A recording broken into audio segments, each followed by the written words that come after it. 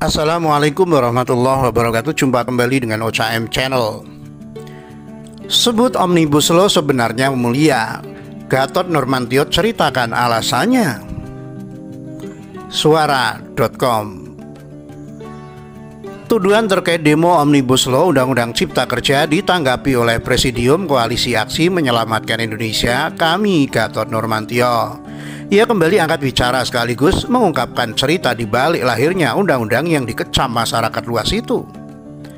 Ia membantah tudingan soal adanya andil dari kami dalam mendesain aksi-aksi tolak Undang-Undang Cipta Kerja yang diwarnai bentrokan di berbagai daerah di Indonesia. Dirinya bahkan akan menantang agar Badan Intelijen Negara atau BIN dan Polri menelusuri tuduhan tersebut. Sebenarnya hal ini tidak perlu repot-repot. Ada BIN, ada polisi yang sudah teruji. Kan tinggal cari saja, sangat mudah sekali. Yang membakar pos, CCTV kan ada. Tidak mungkin kami ini yang berlandaskan gerakan moral melakukan itu.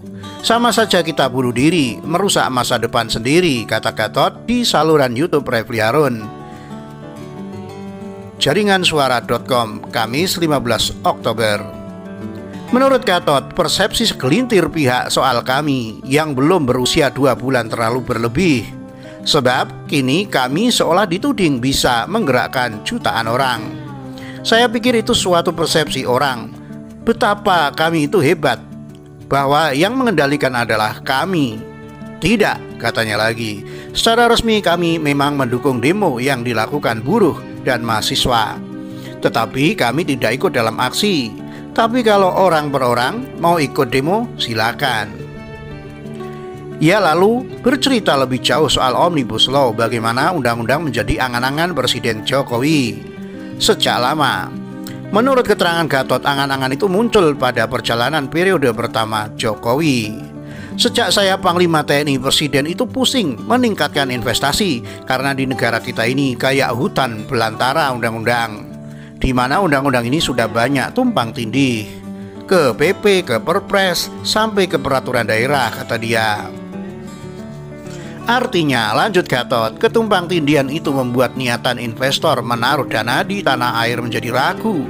Maka itu kemudian dibutuhkan undang-undang yang merangkum semuanya, di mana birokrasi menjadi lebih simpel. Ada jaminan investasi, aparaturnya bersih, bisnis menjanjikan, dan akuntabilitas yang tinggi. Sehingga dengan demikian, pengusaha itu kemudian memiliki kepastian.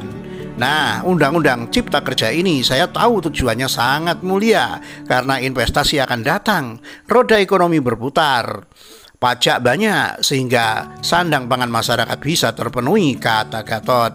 Di samping itu, Gatot mengungkapkan bahwa tekanan terhadap pemerintah sangat tinggi, sebab setiap tahun bertambah 3 juta tenaga kerja baru, di mana 1 juta diantaranya adalah lulusan perguruan tinggi.